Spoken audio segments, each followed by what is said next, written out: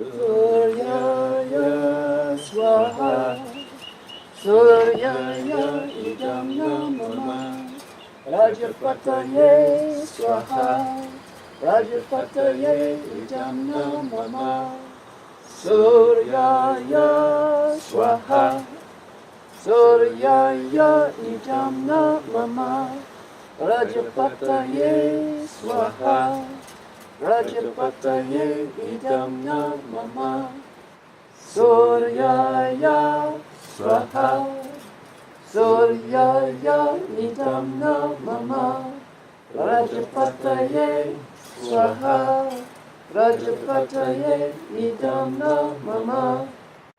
Under the sun we make this offering. It is not ours, it is yours. Under the sun we make this offering.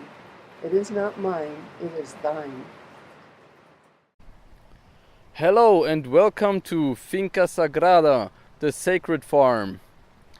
We are here in the very south of Ecuador, close to the small village of Tumianuma in the region of Vilcabamba. The sacred farm tries to integrate biodynamic agriculture, permaculture and traditional farming of the locals and indigenous people here in Ecuador. My name is Kai. I've been a volunteer here for around 3 weeks now, and I will show you around and make you familiar with the most important people on that farm. So let's go!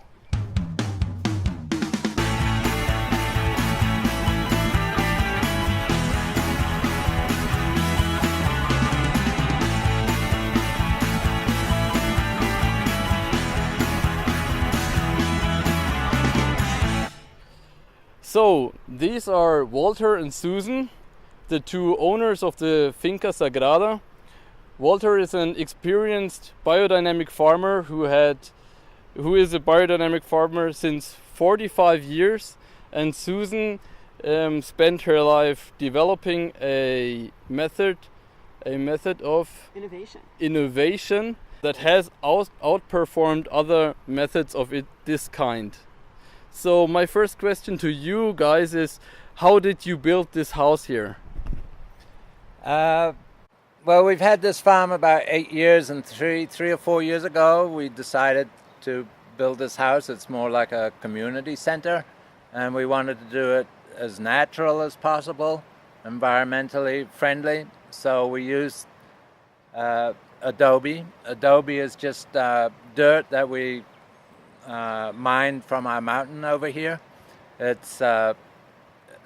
has that red color. It's sort of special soil, not too sandy, not too clay, and we brought all the dirt down with the burros because there's no road up there, and then we mixed the dirt with water and put them in form. So the adobe blocks are about so big, really heavy. And then you leave them in the sun to dry for about 10 days. And then you can use them. And then we brought them up, and we built them down there, made them down there and brought them up. The house does have reinforced concrete pillars and beams, so that if there's an earthquake, it won't all just crumble into a big pile. The roof should all hold together, and the roof should still be up there. And we made really good foundations because there's a lot of weight there. And then the roof is all eucalyptus trees and eucalyptus plants, because eucalyptus is very hard wood and it's harder for the insects to get in because we have a lot of insect problems here. And then we used tile, and Yeah, the house is very professional, that's what I can tell. And also it's quite luxury inside, so you have a lot of have a lot of clean water and a lot of electricity. Can you tell us quickly, where does the electricity and the water come from? We use solar power, so we have about 5 solar panels and 4 batteries, which is enough to run a refrigerator, a small refrigerator, and often we have 5 or 6 volunteers using computers and cell phones so we can have enough power to charge cell phones, computers, and the lights, of course. And the water comes from a little stream. It's all gravity fed, so we don't need a pump for that. So I have a saying that living simply is very complicated, because if anything goes wrong, we have to fix it ourselves. We can't call the power company or complain to water people. We fix it ourselves. Okay, and there's even warm water. Yeah, the good thing in Ecuador, you can buy the gas bottles for $2.50. It's all subsidized, so that we cook our food on gas, and the hot water is from the propane gas cylinders. And we can haul them in quite easily in our car.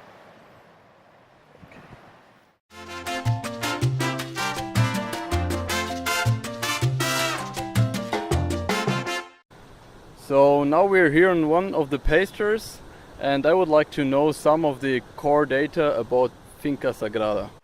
Okay, well, we're standing in the mountains of southern Ecuador, and about 8 years ago we bought this land that's about 500 hectares, includes a mountain there, and at the bottom we have about 5 hectares of really nice, beautiful pasture land, where we have 2 cows and 3 heifers and 2 burros, and we have chickens and bees, goats, very diversified. And then we also have the gardens. We have a traditional huerta, which has things like bananas and avocados and papayas and coffee, and also root crops like yuca, camote, a white carrot, zanahoria blanca, and then we also have a greenhouse where we grow more temperate climate vegetables, and we also grow temperate climate vegetables like regular carrots and lettuces and stuff outside. So you've been a biodynamic farmer for 45 years now. So can you tell me what are the principles of biodynamics that make up biodynamic farming? Well, there are really 4 main principles. One is we try to create a farm ecosystem, and then we use biodynamic preparations, which I'll talk about, and also we use a planting calendar, which is based on the moon going through the zodiacs and the different parts of the plants being connected to earth, water, air, and fire. So roots, leaves, flowers, and seed. And then also we try to honor the elemental beings, the unseen beings that really make everything possible on this earth. And as far as the farm ecosystem goes, we really do that on 4 levels, not just on the physical, although the physical is very important, but also on the etheric level. We talk about the etheric forces in biodynamics, which is the life forces the plants have, and also the sentient or astral aspect of the farm, and also on a spiritual level. So on the physical level, really it's the sun that drives everything. Biodynamic farm tends to be very diversified, so having, and often includes cows, but that makes it possible to have a lot of pasture land or hay land, depending on the climate. Here it's very easy, we grow all year long.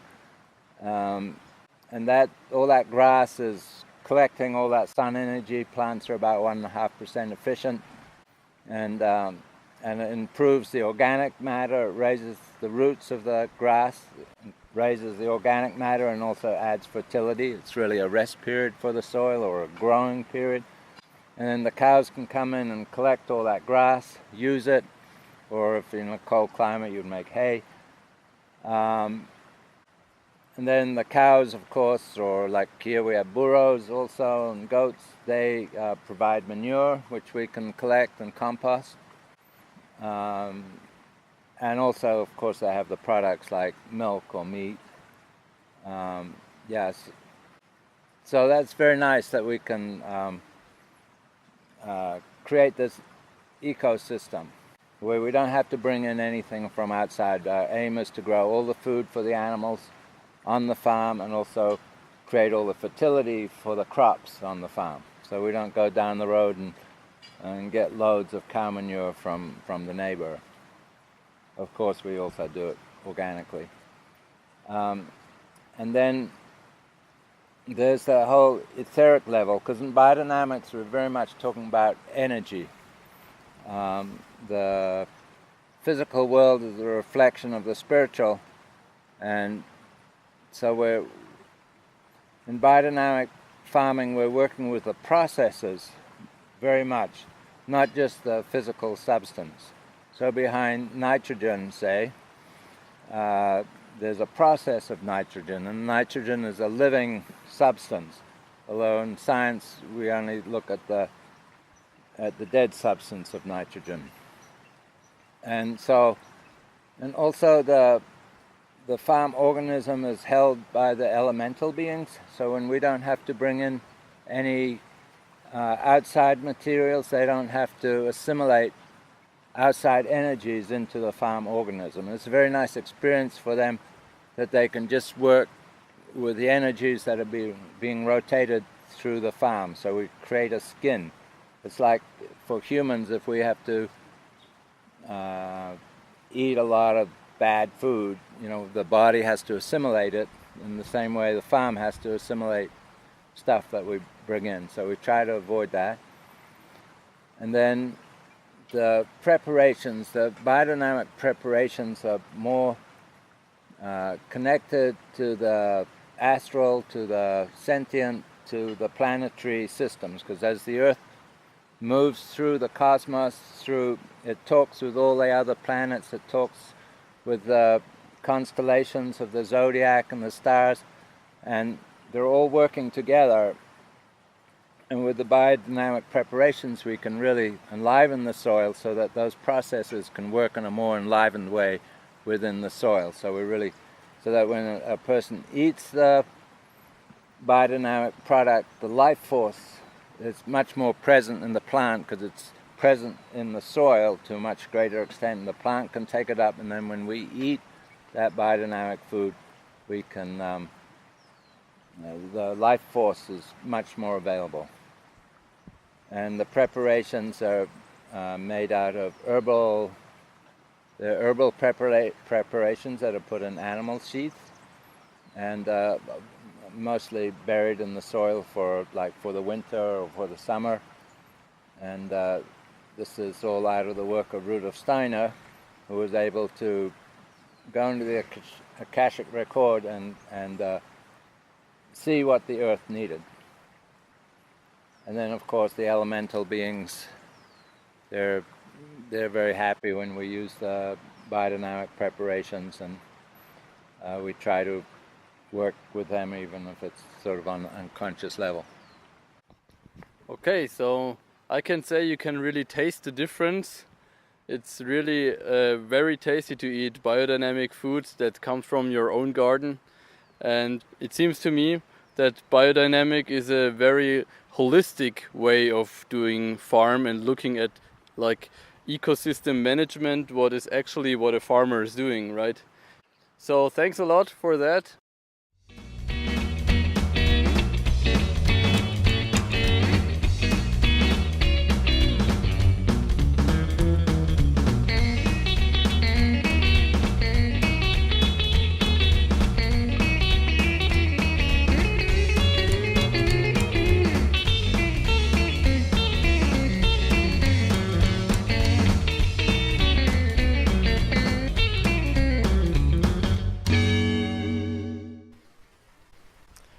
So this here is Christian.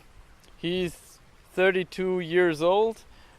He has worked here on the Finca Sagrada since 6 years now, and he has grown up very close to this farm in the little village called Tumyanuma. And he is like the father of this food forest. And now can you tell us a little bit about how you created this, especially this wonderful soil in this food forest? So the first time that I arrived here in this farm, there was no more than ficus trees and grass and bushes, and there was not much growing on here. So the first time we came here, our impression was how bad our soil was. So Walter and I started, finding a solution for this problem because we didn't have any good production, and the owners before were using chemicals. They were devastating the soil, and so we had to find an idea how to fix the soil. So at the beginning we started making like green manure, planting new trees, new plants, new grass, and cutting it down and just letting the soil work itself. But it would take so much time for that. So I came up with another idea, a little part of the permaculture course that I was taking in Vilcabamba. I started making canals and collecting the silt from the canals, and also start building ponds.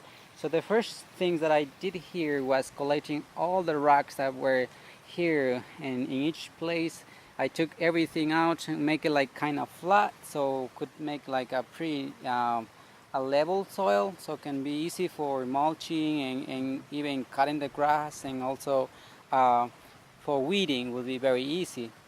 And after I took the rocks, I start collecting the soil, the silt from each canal that we make. Like we made canals like a zigzag, all the food forest.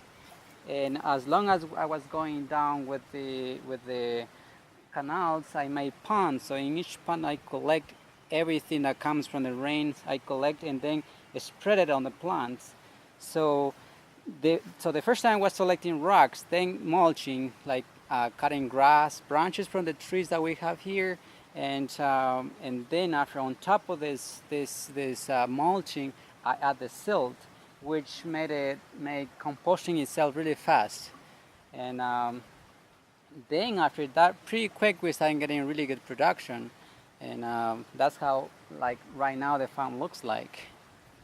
Yeah.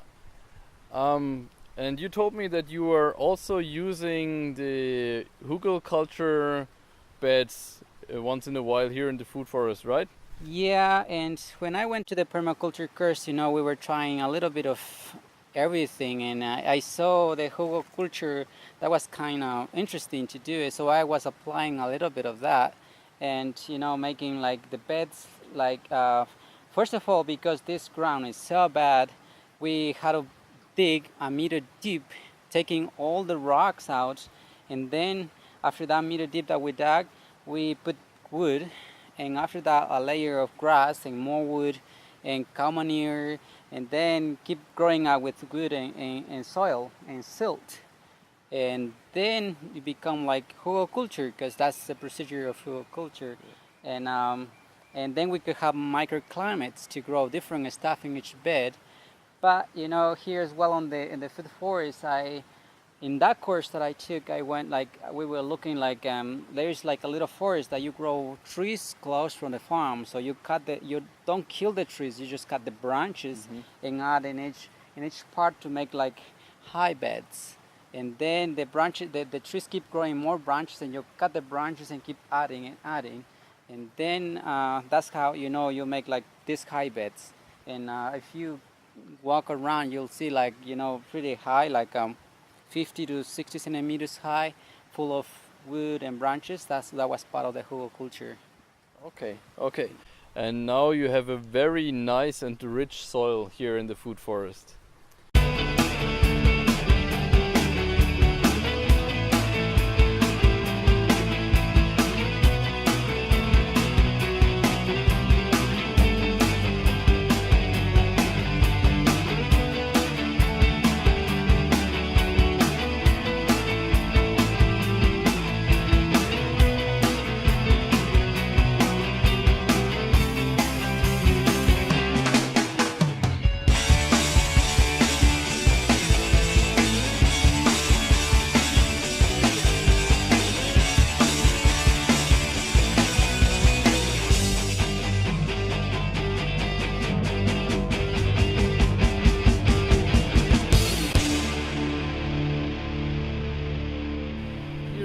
In the so-called Inca Garden, where they grow mostly spices, herbs, and medicinal plants. Christian built that garden almost on his own without any heavy machinery. Now he would like to tell us something about the Inca Garden and the sacred farm in general. Yeah, so the idea when we came to work in this land was to have a self-sufficient farm that we can have everything we need.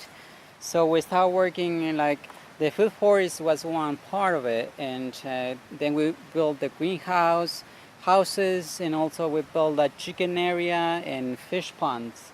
But also we built this Inca Garden, which is made of rocks and is going to be, it is a little bit already medicinal plants, but we're gonna put more plants. So it's kind of part of being self-sufficient because medicinal plants are really necessary in our lives.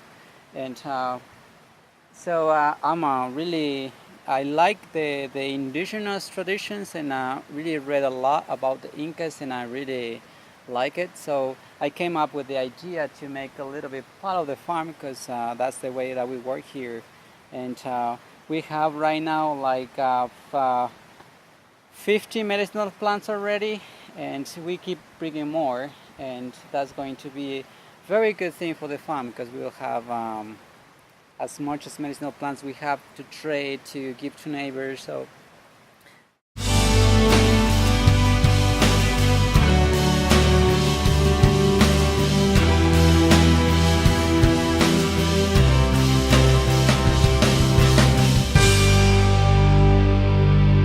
So this is Susan, and we would like to ask Susan if she can tell us a little bit about why the farm is called Finca Sagrada, the sacred farm, and if she can tell us a little bit about their collaboration with the indigenous people here.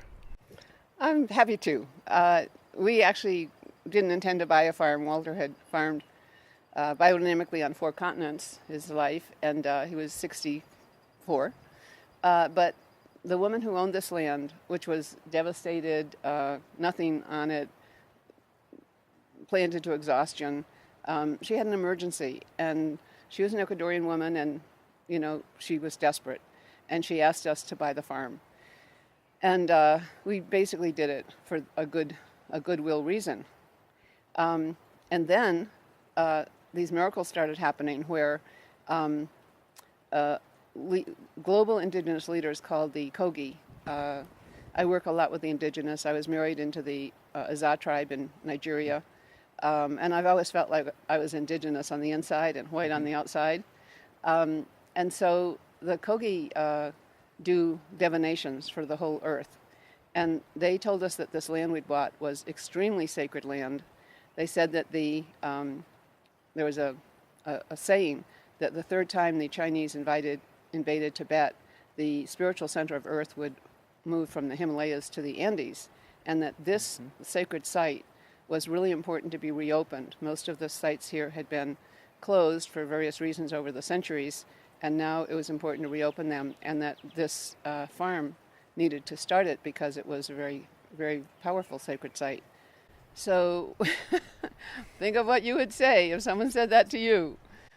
We responded and began opening our hearts and minds, and it's led to a real miracle where we have a partner on the farm now who's from the original tribe here, the Palta tribe. It turned out our Ecuadorian partner was also Palta, but didn't know because they'd been forbidden to speak the language in school or to discuss the indigenous at all. And then I have many friends who are indigenous from around the world.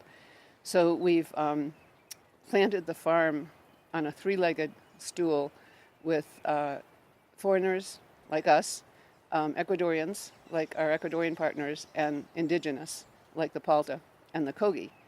So the Kogi have come here 4 times to do ceremony because they've helped us to open the sacred site, and it's given us a chance to invite people who are leaders around the world to come here to experience the teachings of the Kogi and to also participate in a KINS that is about raising consciousness measurably on earth that we are all one. We are all one. It's time to now live that way and acknowledge it. Yeah. So we were already telling in the beginning that you were part of the creation of the KINS networks, and you were already now just mentioning it. So can you tell us a little bit more about the KINS networks? Well, I was lucky because before I was 30, I figured out the reason why I was alive. It wasn't a career path, and it wasn't fame and money and power. It was that I believe that the intention behind money has to be love instead of fear and greed. And I could see humans destroying Earth that supports us out of chasing after money with fear and greed, and very self-destructive. I didn't want to do that. So I was lucky enough to help start 2 socially responsible businesses before I was 30, so that I could see how I could actually transform people's relationship with money to be love. And it was very healthy for me. I was happy. I was having a wonderful time. And I found that I was attracting to myself other people that had that same intention and that same life mission. And when you're on your life mission, it's so exciting and it's so healthy, and you laugh a lot, and it's a lot better than the other option. And so I gradually created this method of thinking of all the people that could help transform finance from all the different sectors of business and money, and then inviting people, a particular person to represent each of the sectors. I would start with 30 sectors, and I would find people who had the highest standing in their field, who also gave back the most in their field. So they were not self-interested, they were for a greater good. And there were people who had a reputation for integrity, advanced collaboration skills, some kind of heartfelt spiritual practice. And they also felt that their life mission was to transform money to be based on heart and soul instead of gain. And so the first time I did that, we were wildly successful. And so I thought, well, I want to do this with my life. And I've created now, I've been the founding organizer for more than 40 innovation networks over 40 years, all of them successful. They don't seek fame, so nobody knows they exist, but they've made solar happen for the world, made organics happen, made social investing happen.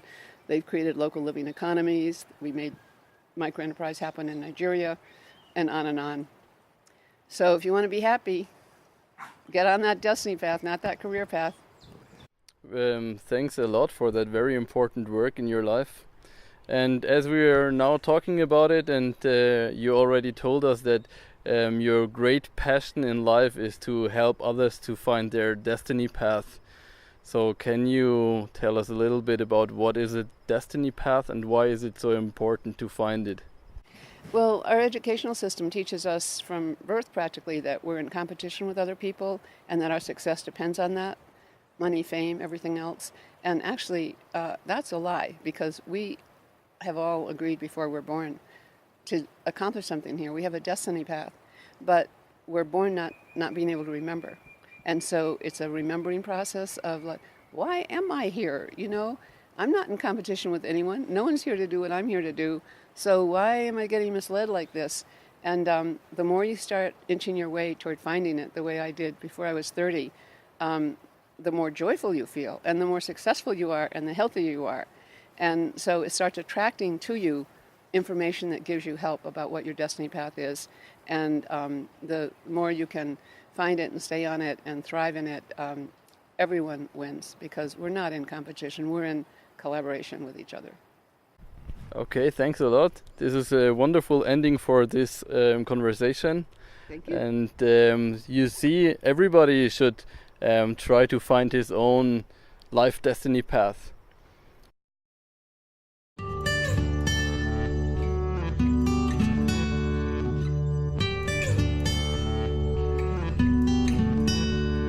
What else could I say then? Come to Finca Sagrada and learn about sustainable agriculture, about alternative ways of living, thinking, feeling, and hopefully something about your own life destiny path.